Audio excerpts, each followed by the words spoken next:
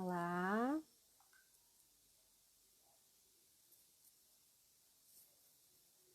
Olá, boa noite.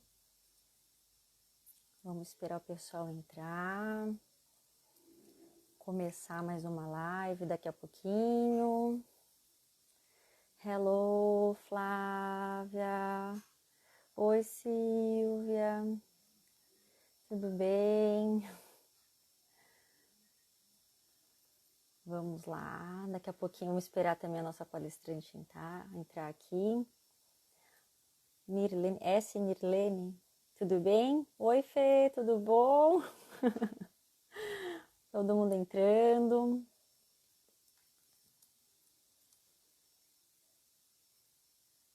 Vocês estão me vendo? Estão me vendo ou não estão me vendo?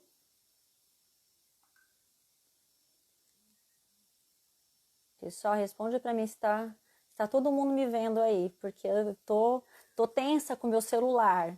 Então é sempre um dilema se ele vai ou não resolver funcionar. Ótimo, que bom, Flávia, Vinícius. Obrigada. Quem mais aqui? Imagem perfeita. Ufa, que bom, né, Flávia? Que bom. Vamos esperar a Juliana entrar. Esperar mais um pouquinho. André. Vamos lá, vamos lá. Cadê a Juliana que não entra? A gente tem um tema aqui super bacana hoje para a gente conversar. Vamos esperar, vamos esperar.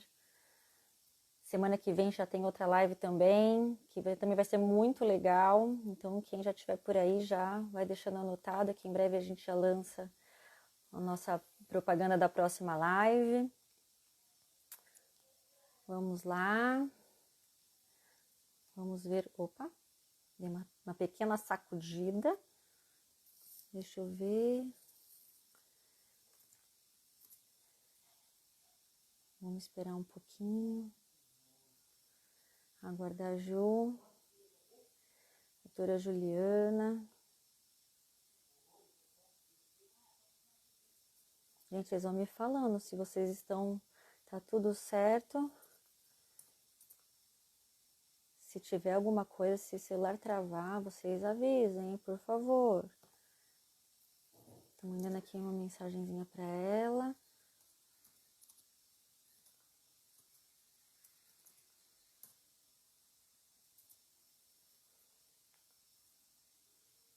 Vamos esperar, acho que ela deve estar entrando logo mais.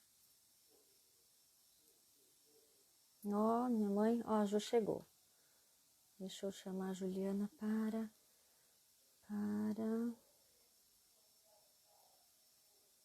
Doutora Juliana. Vamos esperar.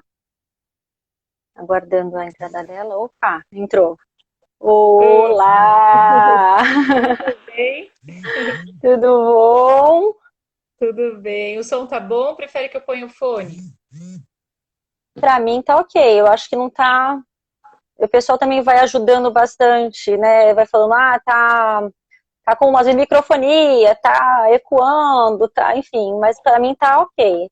Até o Tá momento. bom, Se o meu também estiver ruim, tá vocês me bom, avisem. tá Bom, bom. gente, vamos. Combinado. Então, boa noite para todo mundo. Vamos começar mais uma live.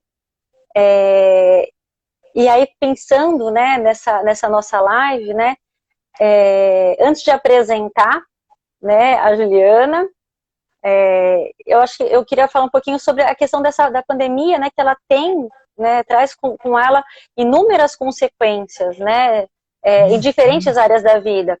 Mas muito tem se falado desde lá no início da pandemia, a gente ouvia muito falar sobre as violências contra as mulheres, né, Ju, e principalmente nesse início de isolamento.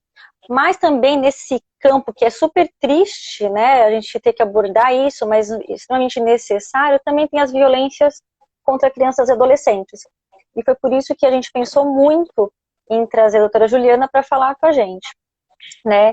Porque sabe-se, né, no Brasil, eu fui dar uma busca, né, no DataSUS, vi que as violências, os acidentes, né, são as maiores causas de morte entre crianças e adolescentes. E aí você vai me corrigindo se é isso por isso mesmo, né, principalmente jovens de 1 a 19 anos. Né, e essas agressões, elas matam, né, crianças e adolescentes a partir de 10 anos. Então, assim, é muito sério, é um tema muito importante e que vale muito a gente abordar. E aí, por esse motivo, nós convidamos a doutora Juliana Neri, que é pedagoga pela USP, mestre e doutora em educação. Tem ali, eu estou numa cola aqui, tá, gente? Uma linha de pesquisa de políticas públicas e reformas educacionais e curriculares, currículo escolar e enfrentamento à violência sexual intrafamiliar contra a criança e o adolescente no município de São Paulo. A doutora Juliana também é assessora da Secretaria Municipal de Educação de São Paulo, professora universitária nos cursos de graduação e pós-graduação da FMU e da Unimus, é isso? Unimes, isso. Unime, de Santos, isso. Além disso, a doutora Juliana, que eu já vou adiantar, vai ser muito difícil chamá-la de doutora Juliana, porque nós estudamos juntas, então ela é a Ju. Então, provavelmente eu chamarei de Ju intimamente, mas é a doutora Juliana, tá, gente? Tudo bem, Ju? Estudou junto, tá? Não, foi ontem. Foi assim, quando começou a pandemia, a gente parou. Foi isso. Né? Não foi assim. Foi nessa época, mais ou menos. Bom. Bom, Ju, ficamos muito felizes, eu e a Flávia, ela está acompanhando aqui com a gente, né, de você aceitar nosso convite, abordar esse tema também, como eu falei, super importante, super relevante, né, não só para a situação atual, mas acho que principalmente para esse momento, né, porque com tantas coisas, acho que às vezes essas situações acabam sendo veladas pela falta de alguns acessos e mesmo isolamento que acaba deixando em casa, enfim. E aí, eu gostaria muito de agradecer mesmo e queria saber um pouquinho como ocorre, se você quer falar alguma coisa anterior, senão a gente já pode começar. Mas eu queria saber como que ocorrem essas violências, né, inclusive no contexto da pandemia. Isso aí, Muito obrigada, Marina. Quero começar agradecendo a Marina e a Flávia da Interpsi pelo convite, né, por toda a paciência, porque é a minha estreia no Instagram, então também eu sou um pouco dinossaurica nas redes sociais, malemar mesmo um pouco no Facebook, enfim, né? Mas quero agradecer muito o convite. É uma honra estar aqui conversando com vocês, um prazer, né? Não contando desde quando a gente se conhece, mas é muito bom poder fazer essa atividade aqui com vocês. Dar boa noite a todos e a todas que estão presentes aqui com a gente, conectados. E essa reflexão que vocês me convidaram para fazer, eu sinto muito prazer em colocar, né, soltar no mundo, falar sobre ela, e quantas vezes precisar, pode chamar para a gente fazer várias conversas, se possível, porque é um tema que ele está sempre presente na vida de quem é professor, né, que é o meu caso, venho da área da pedagogia, né? A gente em sala de aula, muitas vezes, percebe sinais de violências e a gente não sabe como agir, né? Ou então a gente age de um jeito que era adequado à legislação de alguns anos atrás e hoje já tem uma outra orientação. E essa formação constante, esses diálogos constantes e permanentes são importantes para a gente ir se atualizando em relação à legislação, às concepções mais atuais, e também para a gente ir melhorando nossa prática, ir trocando com as pessoas que participam aqui com a gente, para a gente entender também quais são as demandas das pessoas, né? Isso que move grupos de pesquisa, isso que move o conhecimento a continuar avançando, e isso que move também as políticas públicas, as ações que vão acontecendo na Secretaria Municipal de Educação, que é onde eu estou assessora agora, mas a gente percebe esses movimentos também vindo da demanda e das conversas que são tão importantes como essa. Então, eu agradeço muito o convite de vocês e o espaço para falar de um tema que é muito pesado, né? Muita gente fala, nossa, esse tema é muito pesado, mas a gente precisa tratar desse tema com seriedade e bastante sensibilidade, né? A gente tinha um cenário antes da pandemia já bastante preocupante, né? Você falou da questão da invisibilidade, né? A gente tem um número de denúncias que assusta a gente, mas quem é Uhum. da pesquisa das violências contra criança e adolescente, principalmente da violência sexual, que é o que eu pesquisei mais a fundo no doutorado, percebe que o número de violências é a pontinha do iceberg, né? A expectativa, tanto na literatura nacional quanto na literatura internacional, é de que embaixo do iceberg tenha muito mais casos acontecendo Tá. e que não chegam nem a ser denunciados, porque a gente está mexendo em feridas, né? Abertas e muito difíceis de lidar, tanto para a Uhum. vítima, né? Quanto os laços afetivos que a vítima tem, no caso da violência doméstica e da violência intrafamiliar, ela tem laços afetivos com quem está Sim. perpetrando a violência. Então, são questões bastante delicadas mesmo, e na escola a gente acaba percebendo, né? Às Uhum. vezes na escola a gente vê sinais de violência e a gente não sabe muito bem que aquele é um sinal de violência, que aquele cenário todo, né, tudo aquilo que a criança está mudando de comportamento, ou Sim. apresentando algumas dificuldades de aprendizagem, né, que são algumas questões do comprometimento que a violência traz, sim, né, na maioria Uhum. da para aprendizagem, a gente não sabe muito bem como lidar, né? E aí, ao Sim. longo dessa trajetória, desde logo um pouquinho depois que a Marina me conheceu até hoje, a gente já vivenciou algumas coisas de encaminhamento de acordo com o que era indicado na legislação daquela época, Uhum. o que é indicado hoje, como é que a gente vai avançando nisso, né?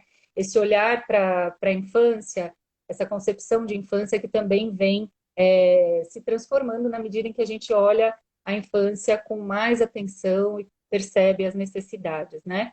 Sim. Então, esse cenário que já era preocupante antes da pandemia, por causa do número de denúncias, que já era alto, né? E a gente se Alto. assusta quando vê, mas tem a expectativa de que ele seja maior. E agora, no contexto da pandemia, vamos imaginar que essas crianças estão dentro de Dentro de casa, em casa. quatro paredes, nesse contexto, né? E muito disponíveis para essas violências, né? A gente está Uhum. falando de um contexto bastante preocupante, até com famílias que nunca tinham sido violentas, né? A gente Tá. está pensando, né, dados do Ministério da Saúde, entre 2011 e 2017, 71% dos casos de violência contra a criança aconteceram no ambiente doméstico. Uhum. Hoje, né, a gente tem um aumento, né, no Disque 100 de denúncias de violência física, de violência negligencial, que são os que os vizinhos conseguem ver. Agora, violência sexual, por exemplo, é uma violência muito silenciosa, né? Uhum. É difícil de alguém no entorno da casa da criança perceber e fazer uma denúncia. Os sinais aparecem mesmo na escola, então a gente na escola precisa ter esse olhar sensível.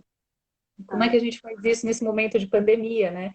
Onde a nossa Uhum. conexão com os nossos estudantes está sendo reinventada o tempo todo, né? Então, na Secretaria Municipal de Educação, nesse ano, eu assessoro o Núcleo Técnico de Currículo, né? Que é o Núcleo de Apoio para a Aprendizagem, que é o Uhum. NAAP. NAP.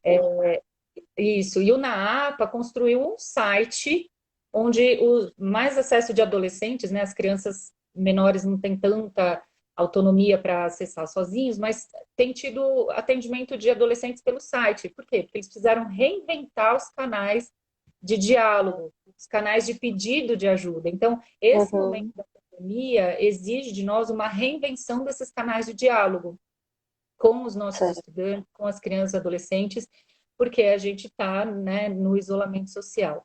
Agora, ao mesmo Uhum. tempo, a gente está num momento bastante delicado, por quê?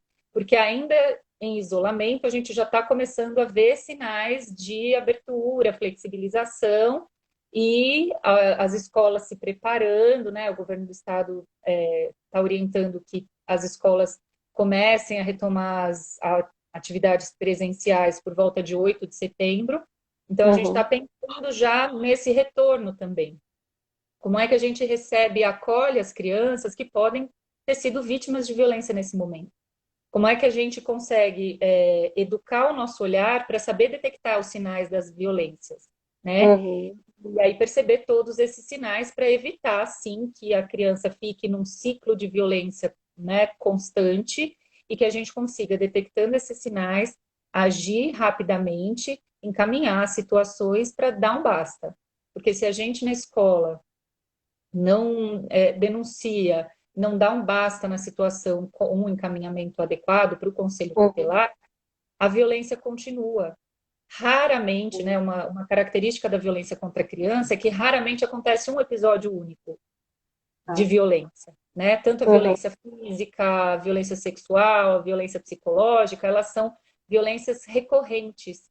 Então, é muito comum que as crianças fiquem longos períodos apresentando esses sinais, esses sintomas na escola de que algo está errado com elas. Então, Tá. um comportamento que muda muito drasticamente precisa chamar a atenção dos professores, tanto Uhum. daquele que é mais quietinho e que de repente fica mais agitado, o pavio mais curto, quanto o oposto, né? Aquele que é estudante que é todo popular na escola e que de repente começa a ficar mais introspectivo, mais isolado. Enfim, essas mudanças bruscas de comportamento, tanto para um lado quanto para o outro, chamam muito a atenção, porque é um sinal importante para a gente observar melhor a criança, né? Uhum. E aí, nesse contexto que a gente vai voltar para as aulas, a ideia é a gente ter uma sensibilidade maior para esses sinais, né? Uhum. Nesse momento em que as violências sexuais acontecem e não estão sendo vistas, o que a gente vai Uhum. observar também quando as crianças voltarem para a escola, né? Como estão as brincadeiras deles? O que aparece nas Uhum. brincadeiras, quando a gente está falando de crianças pequenas? O que aparece nos desenhos, nas redações, nas crianças maiores? O que eles estão Tá. demonstrando para a gente? Um olhar bastante atento para esses sinais, né? E uma Uhum. acolhida também bastante cuidadosa, bastante receptiva, porque se esse momento está sendo difícil para a gente adulto, imagina para as crianças, né? Esse momento de pandemia Sim. está sendo bastante complicado para eles compreenderem, para eles ficarem presos dentro de casa, não ter mais o convívio dos Uhum. amigos. Então, para eles também é muito tenso. E aí, como para eles é muito tenso, eles também acabam tensionando mais a família. E é uma Sim. família que também está mais tensa. É uma Uhum. família, Mais né, na sua vulnerável, né? maioria. Isso, as famílias estão mais vulneráveis economicamente, estão enlutadas, né? A gente está vivendo um luto coletivo, gente. 80 mil mortes, alguém que a gente conhece faleceu, né? Uhum. Se não faleceu de Covid, faleceu de outra coisa, a gente não pôde velar essa pessoa, a gente não pôde abraçar. Então, é uma situação de luto coletivo também, que as famílias têm vivido e têm deixado também a paciência, o pavio mais curto, né? Então, às vezes, Uhum. famílias que não tinham práticas violentas de educação, entre aspas, né? Porque a Sim. violência física não educa, muito pelo contrário, as famílias às vezes apelam para isso porque o pavio está mais curto, estão preocupadas com Uhum. a questão de saúde, estão preocupadas com a questão financeira da família, que a Financeira. grande maioria das famílias sofreu um impacto financeiro, né? Estão tendo que se reorganizar, e isso vai deixando as famílias com muitas preocupações, o pavio mais curto e tolerando menos o que é característica típica da faixa etária da criança, Uhum. e também uma criança que, além das características típicas da faixa etária, também tem um sofrimento aí devido ao isolamento, né? E aí eu falo Uhum. também do campo acadêmico, do estudo e tal, mas também sou mãe e sei como é difícil Uhum. ter, né, o tempo inteiro o diálogo e a compreensão do momento da criança, Sim. né, e não elevar a voz, né? Agora, as denúncias de violência física, infelizmente, no Disque 100 aumentaram, porque aí a Aumentar. vizinhança escuta, né? Então a gente precisa Uhum. compreender essa família nesse contexto e essa criança nesse contexto também, né? Uhum. Muito bem. É bem Eu complicado, né? Pode falar, Ju.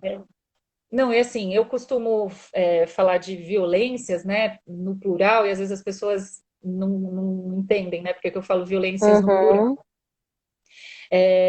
Na rede municipal de São Paulo, a gente tem trabalhado com publicações que a gente está construindo para a rede, para orientar a prevenção dessas violências, encaminhamentos, como a gente faz a acolhida das crianças e dos adolescentes quando eles revelam para a gente que eles foram vítimas. Né, tem um protocolo, né, a ser seguido, adequado, para não piorar a situação da criança, não quebrar o nosso vínculo com a criança, né? Quando alguém vem contar para a gente uma situação que ela viveu de violência, ela está tendo extrema confiança na gente, né? Então a gente não pode jamais romper esse vínculo, a gente precisa acolher e apoiar essa criança, esse adolescente, né? Então, a gente tem trabalhado com 10 tipos de violências, né? Por isso que eu falo no plural. Apesar de eu ter no doutorado estudado mais a violência sexual, e estudei isso na rede municipal de educação, não adiantaria a gente criar um protocolo, criar ações que fossem só para um tipo de violência, sendo que muitas delas acontecem de forma simultânea, muitas vezes também. Então, para não esquecer de nenhuma, né? Eu já vou na minha palhinha aqui também. A gente fala de violência física, violência química, que é menos conhecida, né? Mas é a administração errada de medicamentos, né? Para as crianças, tanto para conter as suas características da faixa etária, né? Que a gente comentou agora há pouco, como também para momentos que a família precisa de sossego, né? E aí vem alguém para mim, eu já escutei isso várias vezes, que meu filho é todo serelepe, e eu já escutei várias vezes assim, sabe? Sala de espera de consultório médico, vem alguém e fala assim, mas viu, você nunca deu um remedinho para ele dormir? Você nunca deu... Gente, isso é uma violência química. Remédio para dormir tem que ter um diagnóstico, tem que ter receita médica, né? Não é tão simples assim, né? E tem efeitos colaterais gravíssimos. Exatamente. Né? Então, é para quem precisa. Existe quem precisa? Existe. Mas também tem protocolo, tem né, toda a área da pediatria, da psiquiatria, que vão analisar se aquela criança precisa de um medicamento. Não é para a família sair. E, infelizmente, a Ritalina tem um volume muito grande de consumo aqui no Brasil. Né? E não pode ser administrada de qualquer jeito, né? Não pode, o médico indica que dê a Ritalina na hora da criança fazer a atividade da escola ou na hora dela ir para a escola, e a família, não, deixa ela dar trabalho lá para a mãe, para a professora, e eu como mãe aqui preciso de sossego, dou a Ritalina na hora que ela está comigo, né, em casa, né? Já vivenciei isso em sala de aula, e isso dá muito problema para a criança, né? Sim. A violência psicológica, que acho que todo mundo já conhece, a violência sexual, que aí a gente está falando de, né, não só a violência quando tem conjunção carnal, como as pessoas conhecem pela legislação, mas a gente está falando de todo o ato libidinoso. Então, quando uma criança é exposta a vídeos pornográficos que não são adequados para a faixa etária dela, é uma violência sexual. Por quê? Porque vai desorientar aquele caminho que ela vinha percorrendo no desenvolvimento saudável da sua sexualidade. Então, a criança vai desenvolvendo a sua sexualidade, vai tendo experiências com o seu corpo, vai tendo curiosidades, de acordo com a faixa etária dela. Ela vai descobrindo o seu corpo, vai descobrindo que esse toque é gostoso, que esse toque não é gostoso, que ela gosta que alguém mexe no cabelo, mas quando o outro mexe no cabelo não é tão legal. Isso tudo vai compondo, né, junto com outros fatores também, o desenvolvimento da sexualidade. E aí, de repente, você colocar uma criança de 5 anos para ver um vídeo pornográfico, ela fica assustada, ela cria asco, e ela começa, quando ela não compreende, ela começa a reproduzir aquilo na escola.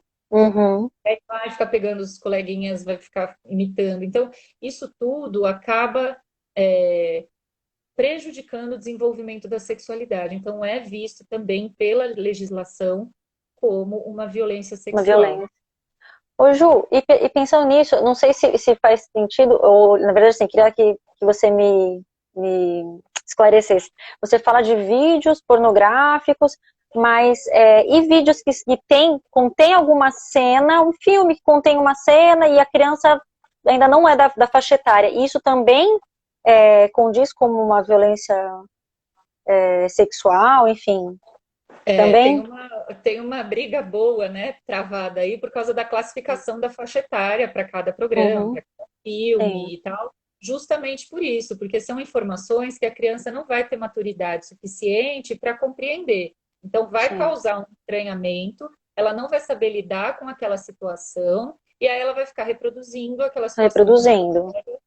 e aí isso acaba acarretando uma outra violência, porque aí ela fica o tempo inteiro na escola, agarrando o coleguinha, abaixando a calça do coleguinha, enchendo o saco do coleguinha com esse apelo sexual, mexendo nas partes íntimas dos outros, isso Uhum, incomoda, né? E aí os outros começam a apelidar, começam a excluir. Isso gera outras violências e outros problemas de relacionamento interpessoal, tá. né?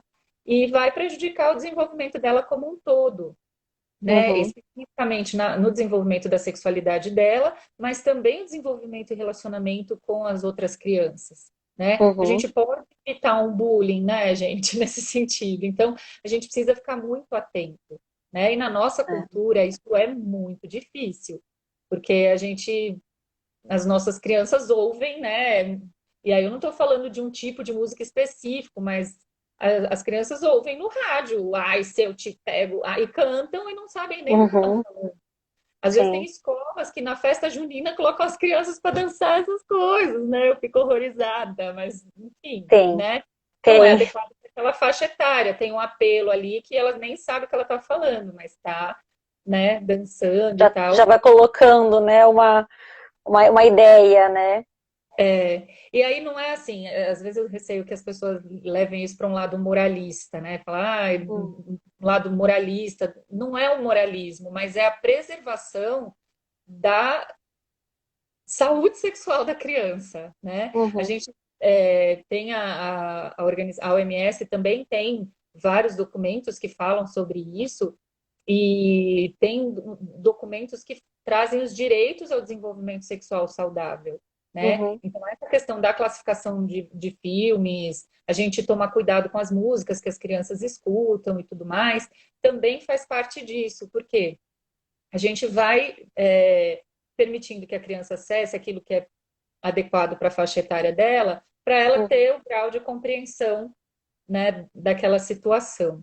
Né? E uma outra coisa que a gente precisa ressaltar também em relação à violência sexual é o tráfico de pessoas, que vem crescendo muito no município de São Paulo, tem várias ações, né, sendo pensadas para isso, e geralmente o tráfico de pessoas associado à exploração sexual, né? E tá. aí a exploração sexual é outro tipo de violência, né? Uhum, Tem gente que fala assim, é prostituição infantil. A gente nem usa esse termo, né? Porque a criança não tem maturidade para ter uma relação sexual com consentimento. A gente está uhum, falando aí, por exemplo, de meninas de 12 anos que tem gente que fala, ela está se prostituindo. Não, ela está sendo explorada sexualmente, né? Aí, por uhum, conta de uma outra violência, que é uma violência estrutural, ela acaba sendo vítima e sendo vítima também de violência sexual, porque muitas vezes apela para violência sexual,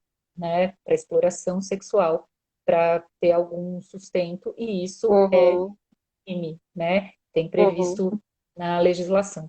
A legislação atual também tem tratado de violência institucional, que se falava muito pouco, né?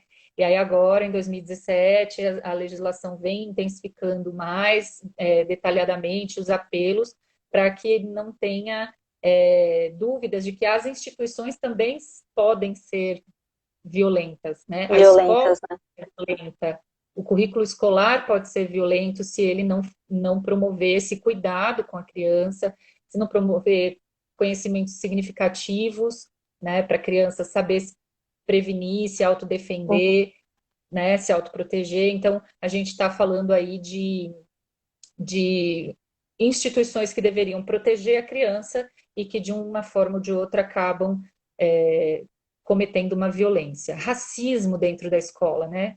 Muitos uhum, relatos de racismo dentro da escola é uma violência institucional. A escola deveria proteger, deveria promover ações para as crianças refletirem sobre diversidade. Agora, quando um professor fala que a menina não pode ser a princesa, porque não tem uma princesa com aquele peso, não tem uma princesa com aquele cabelo, não tem uma princesa com aquela cor. Isso é uma violência institucional e prejudica demais o desenvolvimento da criança, né? A violência negligencial cometida pela família, né? Que acho que as pessoas já conhecem o conceito. A violência estrutural, que é essa violência também chamada de violência social. O bullying, né, a violência entre as crianças e adolescentes, a violência auto-infligida, que também tem aumentado muito no município de São Paulo, e infelizmente cada vez com uma faixa etária menor. Né? A gente fala de violência auto-infligida, a gente imagina adolescentes de 16, 17, mas a gente tem tido casos aqui em São Paulo de crianças de 11 anos, adolescentes de 12, com situações de violência auto-infligida. E o trabalho infantil também caracterizado como uma violência que a gente precisa ter muita atenção agora nesse momento de pandemia, por causa dessa questão da vulnerabilidade social que a gente comentou. Né? Então, pensar todas essas violências e pensar alternativas que a gente pode ter para prevenir, né? Para ensinar as crianças a se autodefender. Né? Então, algumas ações que são possíveis a gente pensar em desenvolver a autoestima e o autocuidado na criança desde pequena. Isso já evita muitas dessas violências que eu comentei aqui. Né? A autoestima fortalecida é muito importante para a criança poder procurar desenvolver estratégias de autodefesa, tentar sair dessa situação, pedir ajuda de um adulto de confiança, romper o isolamento.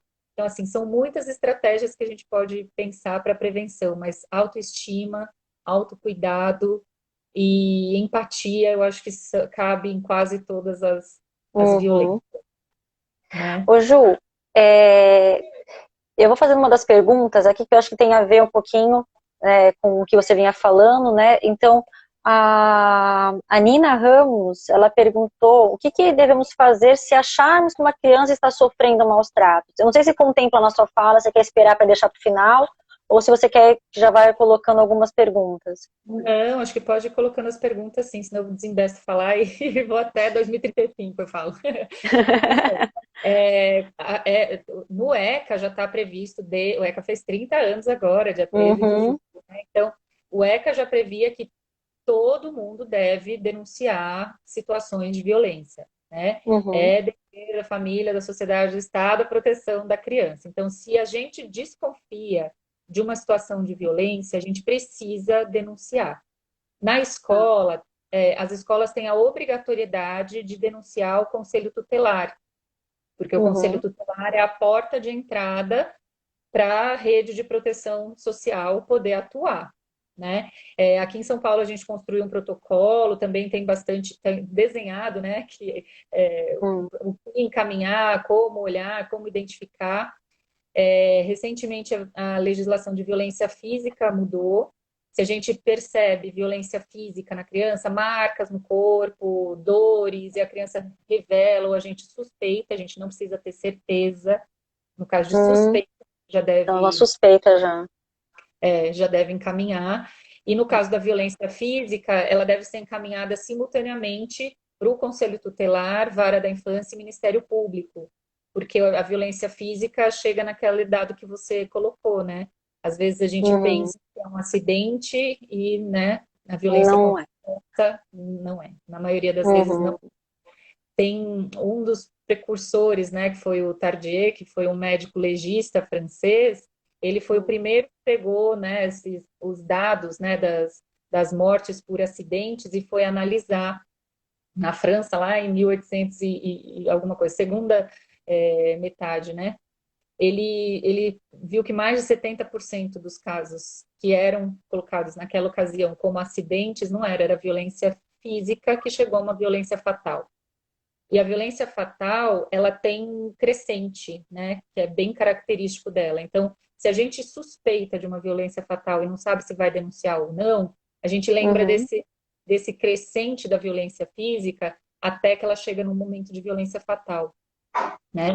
O Instituto de Direitos Humanos do Chile criou um violentômetro, onde eles vão colocando as agressões que vão aumentando gradativamente. Então, hoje pode ser um beliscão, um tapa, uma marca de cigarro, uma marca de cinta, sei lá, Uhum. E aí isso vai aumentando, porque a criança cresce, né? O desenvolvimento dela não é linear, ela cresce numa montanha-russa. Sim. E ela continua desafiando o adulto, continua sendo Uhum. desafiadora, né? Eu que estudei pra caramba nessa vida, sou desafiada minuto a minuto para educar meu filho. Imagina quem não é da área, Uhum. quem não estudou e tal.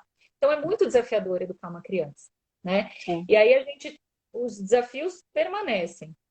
O pavio da família é curto. Você começa com um beliscão, a tendência é ir aumentando a gravidade, Uhum. né? Então é muito importante a violência física ser rompida logo no começo, né? E Uhum. a gente está falando de uma cultura, né? A nossa cultura brasileira, infelizmente, né, ainda aceita a punição física como forma de, entre aspas, educação, porque não educa nada, né? Uhum.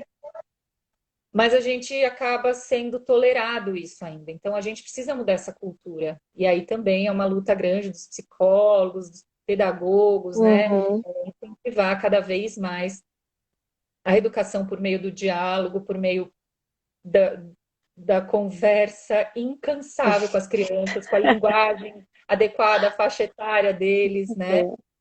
Enfim, é muito desafiador, mas a gente vai Uhum. mudando culturas, né? Eu acho isso bem importante. Sim. E aí, nesse processo, né, de denúncia que você vem falando, como que a criança deve ser avaliada? Né? Se existe uma demora nesse processo de avaliação. Quando a denúncia vai para o Conselho Tutelar, a gente não tem um protocolo assim dizendo na área da educação, olha, em tantos dias o Conselho Tutelar tem que dar um retorno, porque isso faz parte dos protocolos lá do Conselho Tutelar e a gente Hum. tem que, no encaminhamento, né, do documento para o Conselho Tutelar, a gente explica também a situação, a gravidade da situação, a nossa suspeita, ou se teve a revelação, e mantém um diálogo com o Conselho Tutelar.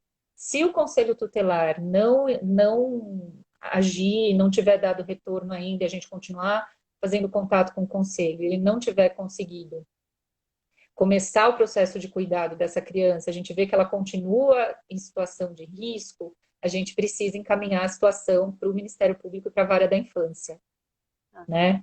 E algumas pessoas falam assim, tá, eu a minha escola não denunciou, eu estou muito incomodado, e aí eu apelo, né? Eu falo, gente, no limite a gente liga para o Disque 100, né? Uhum. Porque isso todo e qualquer cidadão faz, é o que o vizinho faz quando ele suspeita de uma violência. Uhum. Né? O que não dá é para a gente ficar calado, né? Porque quando a gente se cala, a violência continua. Então, alguém tem que Uhum. fazer alguma coisa, né? E tem alguns casos que a gente fica até emocionado quando ouve na rede municipal de estudantes que falaram para os coordenadores, né? Teve um estudante que falou para uma coordenadora, ele falou assim: você mandou meu caso para o conselho tutelar, né?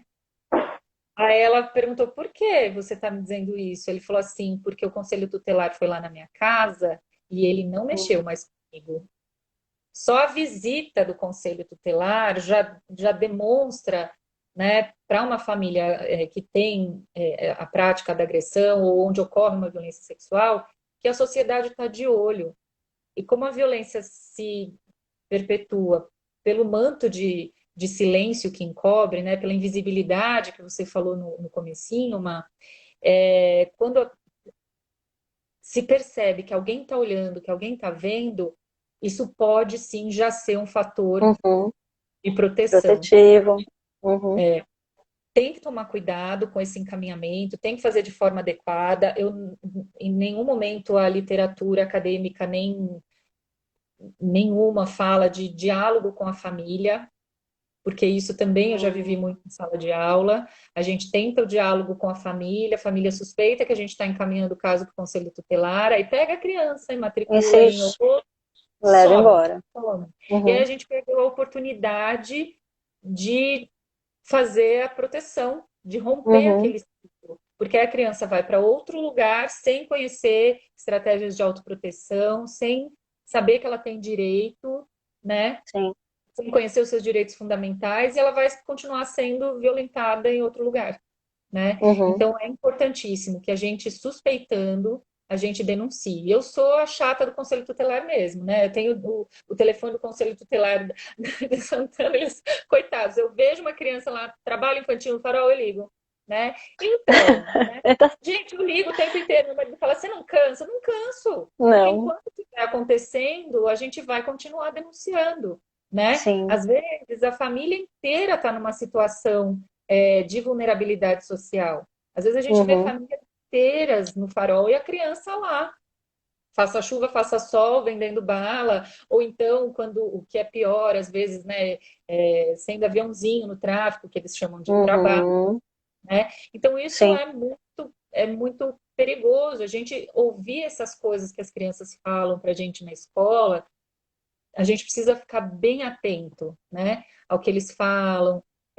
Uma família, às vezes, de extrema vulnerabilidade, de repente a criança começa a aparecer com tênis de marca, é um sinal também para a gente ficar atento. De onde veio esse tênis? Nossa, e aí, o que é Uhum, esse tênis?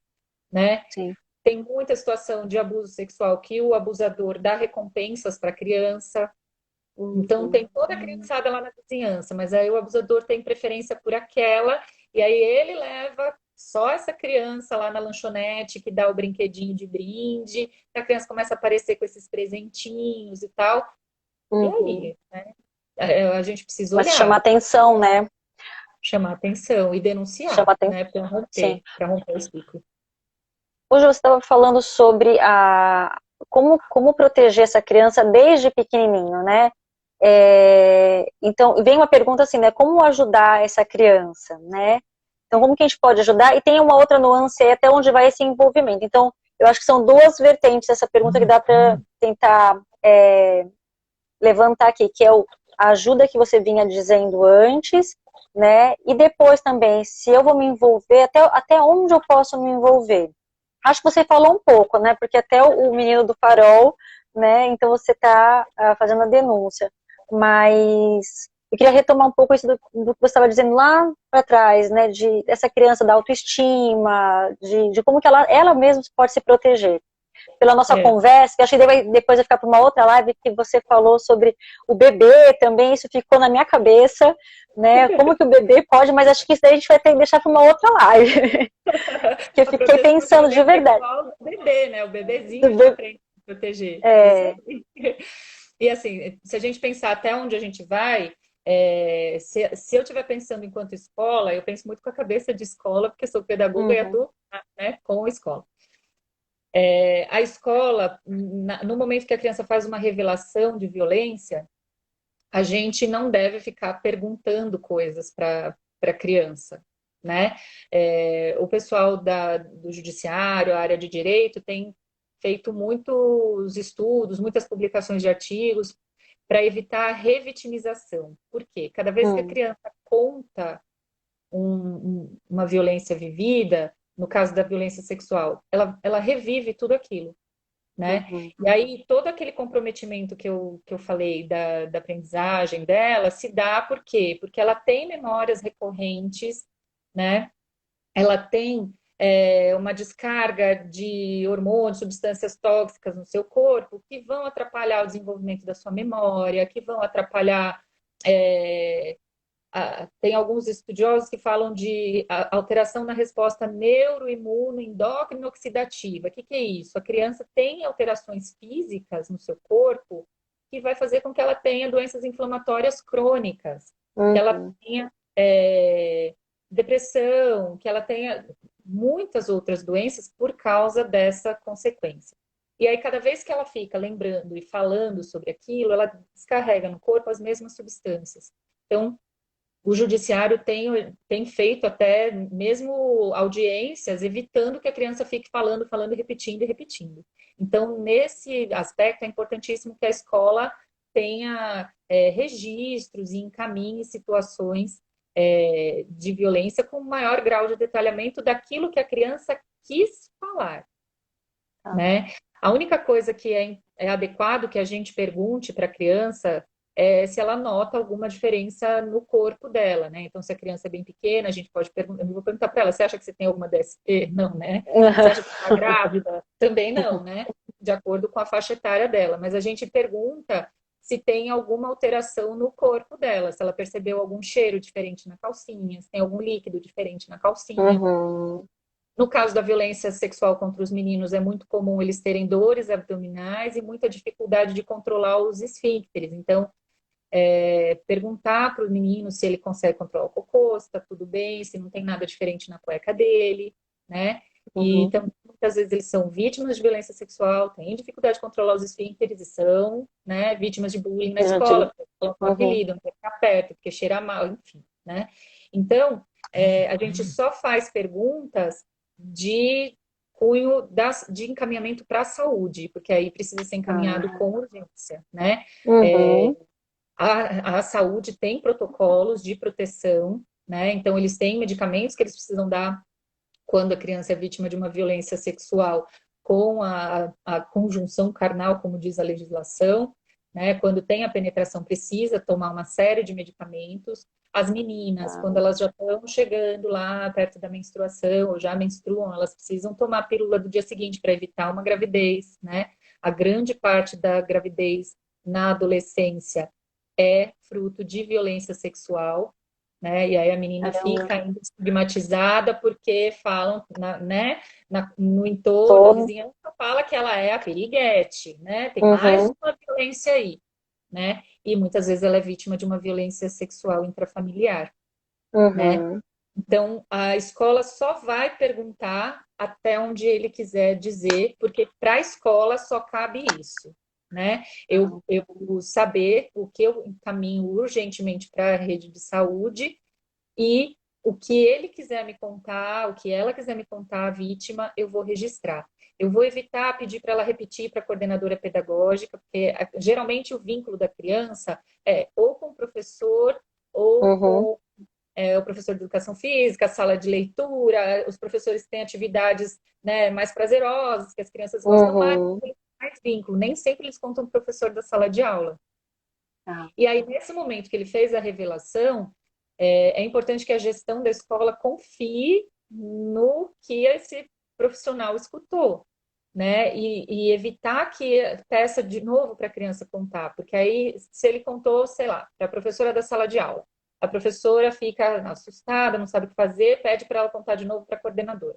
A coordenadora fica assustada, não sabe o que fazer, pede para contar para a diretora. A diretora fica assustada, não sabe o que fazer, Uhum.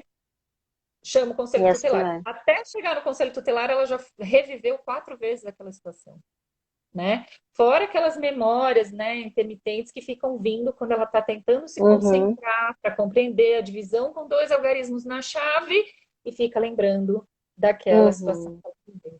né? Então já tem essas memórias recorrentes. A gente ainda ser mais uma alguém que cutuca essa ferida, não, né? Então não é adequado. Então o adequado nesse Uhum. sentido até onde a escola vai é até aí, né? E depois Tá. quem encaminhou para o conselho tutelar pode acompanhar, dialogar com o conselho tutelar, não no sentido só da cobrança, né? E é importante também, ó, conselho, se você não conseguiu atuar, porque os conselhos tutelares também têm muitas dificuldades, né? Tem conselheiro tutelar, às vezes, que pede, sabe, olha, não tenho como fazer a visita porque eu estou sem carro aqui, né? Às vezes pede ajuda para alguém do território, alguém da Nossa. região, para ter um carro emprestado fazer uma visita, né? O que Além é de uma tudo, ainda boa. tem mais essas complicações É. né, Então, nem sempre é de má transporte, né? vontade. Nem Assim. sempre é má vontade do conselheiro, né? Nem Uhum. sempre. Ele não tem informação adequada, não sabe lidar direito com a situação, mas a gente precisa ficar bem atento a isso, né? Então, a escola ter um acompanhamento permanente, né, um diálogo com o conselho tutelar, também no sentido de saber o que ela, a escola, pode fazer para continuar ajudando a criança Uhum. a se desenvolver, né? Porque essa é a função da escola, né? Sim. E então acho que assim, linhas gerais, de modo rápido, que dá para a gente orientar é isso: evitar ficar perguntando, fazer a criança repetir, fazer o diálogo com o conselho tutelar para tentar ajudar. O que que eu, escola, posso continuar fazendo? E às vezes são Ah. coisas muito simples, Má, que aí o currículo escolar precisa ter essa elasticidade, vamos dizer assim, né? Precisa compreender o momento da criança. Uma criança que não está conseguindo, naquele momento, pensar a divisão com dois algarismos na chave, ela pode fazer um trabalho de pintura com tinta, que é super, né? Tá aí os Uhum. terapeutas que o digam, né? Que tem um efeito bem importante também, né? Para a criança conseguir ir se restabelecendo, né? E conseguir Uhum. tocar em frente, né? No seu desenvolvimento. Acho que é Entendi. isso. Agora, Legal. sobre E aí proteção tem. dos bebês, a gente Não, pode essa fazer aí um fica para programa. outra, essa não dá. Acho que você respondeu uma das perguntas, que é como que se dá a parceria entre o psicopedagogo para encaminhamentos dessas crianças. Eu acho que já contemplou, né, um pouco mais do que você tinha dito. Ah, fora a denúncia, como ajudar essa criança, onde vai o envolvimento, né, até onde vai esse envolvimento que a gente pode ter. Também eu estou pegando aqui que tem as perguntas de um lado, né, e além do conselho tutelar, quais os meios reais para denunciar? Tem outros meios reais, além do teu ministério, que você falou, né, que, enfim... Isso. O Ministério Público é a vara da infância, né? Uhum, Agora, toda e qualquer instituição que atue com crianças e adolescentes tem, e nós da sociedade em geral, né, uhum, a gente tem a obrigação de denunciar. Então, quando a gente faz essa denúncia para o Conselho Tutelar, o Conselho não atuou, a gente tem, né, a denúncia para o Ministério Público e para a Vara da Infância, não no sentido de culpar o Conselho Tutelar e tal, mas no sentido de que a proteção à infância é urgente, né? uhum, Às vezes a criança está sofrendo risco mesmo, né? sim, De uma doença fatal. As violências vão se agravando, ela continua sendo abusada sexualmente. Teve uma professora que me falou isso durante a pesquisa. Ela falou assim: eu tive que esperar o conselho tutelar agir, mas eu ficava angustiada, porque eu sabia todos os dias que era o abusador que ia buscá-la na porta da escola. E ela não queria ir. E ela, né, uhum, quando ia a tia, ela saía da escola feliz e contente. Quando ia o tio, ela não ia feliz e contente. Ela não queria ir uhum, embora, ela queria ficar mais, ela ficava enrolando, ela chorava. Então, a gente percebe isso diariamente. Então, a gente vai ficando angustiada. Nossa vontade, mesmo a gente sendo profissional e tudo, a gente é ser humano. A gente tem vontade de catar a uhum. criança no colo e levar para casa, Ele vai né? embora. Casa, vamos cuidar e vamos, né, livrar a criança disso, porque é a gente que está vendo, né? A gente que tem o vínculo com ela e a gente que está vendo todos os dias o que está acontecendo com ela. Então, a gente tem muita pressa mesmo nesse encaminhamento e temos que ter mesmo. Mas aí eu acho que Uhum, vale a pena o diálogo com o conselho tutelar, e se eles não conseguiram agir, a gente registrar, assim, quantas vezes a gente ligou, quantas vezes a gente tentou encaminhar. uhum, Por quê? Porque se essa situação chega no judiciário, o judiciário vai fazer a volta. Quem não atuou corretamente na rede de proteção? Quem não uhum, viu, né? No caso do menino Bernardo, que, né, todo mundo conheceu esse caso. uhum, Quantas falhas aconteceram ali de encaminhamento ao ponto do menino ir ao conselho tutelar pedir ajuda, né? Então, e chegou numa violência fatal, né? A violência sexual, a criança está diariamente sofrendo violência sexual, né? Então a gente uhum, precisa sim atuar, né? E aí, quando o Conselho Tutelar falhou, a gente ia fazer essa denúncia no Ministério Público, na Vara da Infância, e uma articulação com o Conselho Municipal dos Direitos da Criança e do Adolescente. Se a gente uhum, não te ligou 20 vezes, o conselheiro não tinha carro para ir na casa fazer uma visita, não tinha condição, não tinha telefone do plantão, não estava funcionando, não tinha uma uhum, sala para fazer uma conversa com essa família como se deve, né? Aí a gente precisa encaminhar, porque é uma demanda. E a política sim, pública, ela é organizada por meio de demanda. Então a gente não uhum, pode se é, amedrontar de estar gerando demanda, né? Porque às vezes a gente já ouviu na rede municipal conselheiros que falaram para diretores de escola, a escola encaminha casos demais. Ela fala, mas se eu estou encaminhando é porque a gente precisa, né? De ajuda, de cuidado para esse ciclo de violência se romper, né? uhum, Então a gente não pode se acanhar, a gente tem que ser firme e forte no nosso propósito de proteção da uhum. criança e, no caso da escola, fazer com que ela tenha minimamente a dignidade necessária que ela precisa para poder se desenvolver, desenvolver todas as suas potencialidades, né? Gente, isso é feliz, né? ser feliz, né? Todo mundo, é direito ser feliz, né? Você Ô, precisa poder. Ju, a gente tem uns 5 minutinhos. Me Incrivelmente corte, passou Mari, uma hora. corte que eu vou falando. Incrivelmente passou uma hora e passou um bicho na minha frente. Aí quase que eu me enforco com esse negócio. É... Bom, o que eu entendo também é que assim, a escola ela é um meio protetivo, né?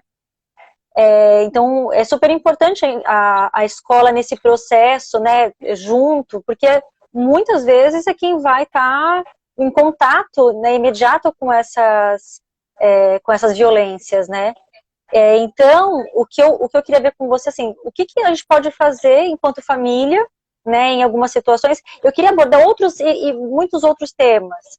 Eu queria violências da internet, eu queria muitas outras coisas, mas não vai dar tempo, né? Porque eu acho que esse negócio é tão um momento também pandemia que seria muito legal abordar, né? Então, para fechar, assim, tem alguma orientação que você gostaria de fazer?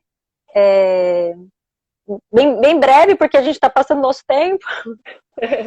Eu fico disponível para a gente conversar sobre prevenção de violência contra os bebês, né, violência sexual. A gente, enquanto família, nesse momento de pandemia, a gente apela muito para o celular, para a televisão, para a gente também ter um respiro, né, gente? Para a gente ir lá limpar, né, tudo que chega da rua, passar pano no chão toda Uhum, hora, todos os cuidados e tal. A gente tem uma sobrecarga de trabalho aí, então a gente muitas vezes uhum, apela para o celular e para a televisão. E essa questão que você falou da violência na internet, a gente precisa ficar muito em alerta nesse momento que a gente apela para esses dispositivos, para a gente ter esse momento. Então a criança está lá fazendo a tarefa da escola, a gente se distraiu um minutinho, voltou, a criança já está no YouTube vendo outra coisa, né? uhum, Orientar a criança o que é adequado para a faixa etária dela, fazer todos os bloqueios de filtros e sempre ter os computadores, celulares em locais públicos. Né? O adulto uhum, sempre ouvir aquilo que a criança está ouvindo. A criança com fone é muito perigoso, porque ela pode estar interagindo com alguém que não seja uhum, uma criança, né? E pode estar dando informações, está sendo vítima de violência pela internet, né? O que aumentou também muito as notificações, né, na SaferNet, né? Que é uma tem safernet.org, a gente tem muita informação aí na internet sobre isso. uhum, Então, redobrar esses cuidados nesse momento, né? O uso adequado, apropriado para cada faixa etária do celular e da internet em geral. E cuidar, né? Cuidar muito da saúde mental das crianças nesse momento, né? A violência uhum, psicológica está pegando muito. E essas outras violências, a gente está muito atento no momento de acolhida, em todos os momentos que a gente tem de qualquer contato com a criança. Se a gente vai ter um contato para uma conversa virtual, uma aula virtual, e a gente percebe alguma coisa na criança que está muito estranha, muito diferente, a gente já começar a anotar no nosso caderninho e ficar atento, porque os sinais uhum, eles se encaixando como um quebra-cabeças, né? E aí uhum, esses que vão demonstrar para a gente que tem um cenário ali que precisa ser visto, essa criança precisa ser cuidada. Então, acho que uhum, redobrar a nossa sensibilidade para o olhar atento para a criança nesse momento. Cuidar muito da saúde mental, da acolhida emocional das crianças no retorno às atividades presenciais e prestar muita atenção aos sinais de violência que ela pode ter sofrido ao longo desse período, que aí a gente não está falando de um período de um gap, vamos dizer assim, só de conteúdos escolares, né? Mas esse gap uhum, na ausência de contato físico na escola e tudo mais, também faz com que a gente não tenha visto esses sinais aparecendo, né? Então, uhum, acho que, em linhas gerais, para falar de todas as violências, né, num todo, eu acho que é isso, esse olhar atento, sensível, muito acolhedor, e nós, enquanto famílias, cuidarmos muito da saúde mental das crianças, porque nós uhum, temos mais recursos. Por mais que a gente tenha mais problemas, né? Às vezes tem adultos que falam, eu tenho mais problema, eu penso na uhum. conta, eu penso no que ele vai Sim, comer, na segurança dele, se ele está de máscara quando sai, quando não está. A gente tem mais recursos e é a nossa responsabilidade cuidar e proteger a criança para ela poder se desenvolver de forma plena, como diz na LDB, né? Ju, muito, muito obrigada. Fiquei assim.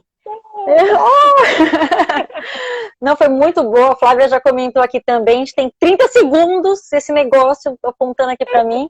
Então, eu queria agradecer muito, né? Depois de tanto tempo lá do nosso. Agora eu vou falar do nosso finado magistério, né? É o finado magistério, mas eu queria agradecer muito. Ju, tem 10 segundos. Muito obrigada. Me sigam aí no Instagram, agora que eu cheguei no Instagram. Estou disponível para conversar com vocês em outros momentos. E vamos